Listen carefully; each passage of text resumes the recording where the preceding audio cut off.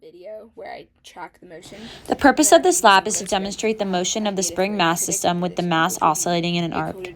The tracker will be used to find the data for the actual or experimental position. GlowScript will be used to find the data for the predicted position, and our goal is to evaluate how well the computational model represents the energy principle.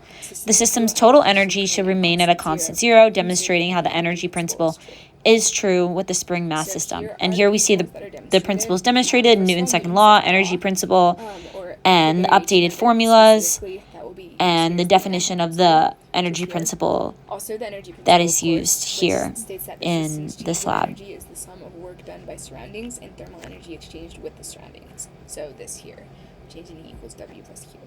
And then finally, I'll be using update formulas, position and velocity as usual, and then these are different formulas for the different types of energy. And here we see the observed motion that is seen in the tracking device, and you have the initial position here and the initial velocity, and what the mass is equal to in the length scale of 0.7 meters.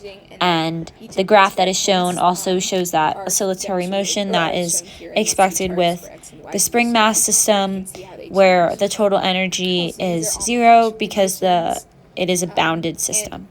And here you can see the actual code that was used, and it is a similar experimental graph shown to the past one. And then moving into the computational model, I used some of this data. And here we see the oscillatory period, which aligns well with the expected equation, and the L naught and the K, which are a part of the typical spring mass equation for energy. Velocity, which was zero, because it doesn't start moving, and then the mass of the ball.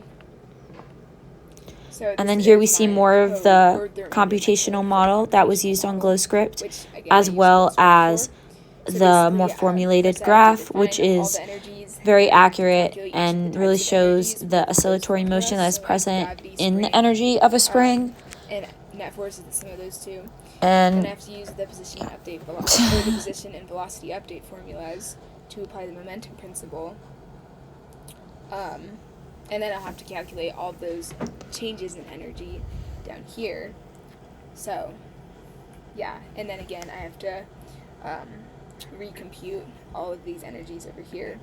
And then this chart shows basically how all the energies change over time.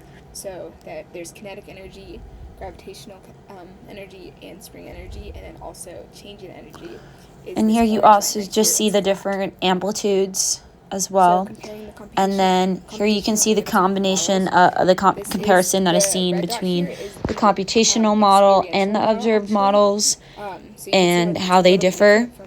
They look pretty similar, but there are like a few slight changes between the two models. The red is from the video I showed earlier, and then the blue is from the computational model. So is the energy principle satisfied? And here we see if the energy principle is satisfied, and we would say yes, because as seen in this total art, the energy is zero, even though the other energy levels change, delta E remains zero, which aligns with the typical energy principle requirements to be satisfied. There are also shows that there are no external forces acting on the system. And then here we compare the X and Y oscillation periods. The different directions, they have different periods, so their spring constant will be different, and therefore that means their graphs will also be different. If you look like down here at this red, then you can really see how the Y graph is different from the X graph over here.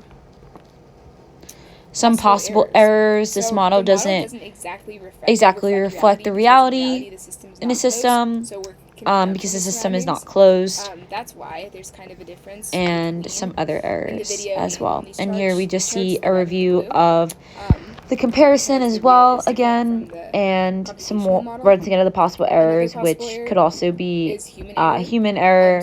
When you mark the positions on the tracker, it's very difficult to make it the exact position and have the center of mass exactly located each time in the right position. But yeah, overall, since it's just based off of observed values. It pretty clearly shows that the energy principle is true. Rather positions. Pretty well. It does. It pretty much shows what it's supposed to, and yeah, you could pretty clearly see like how the motion is charted. So yeah, thank you.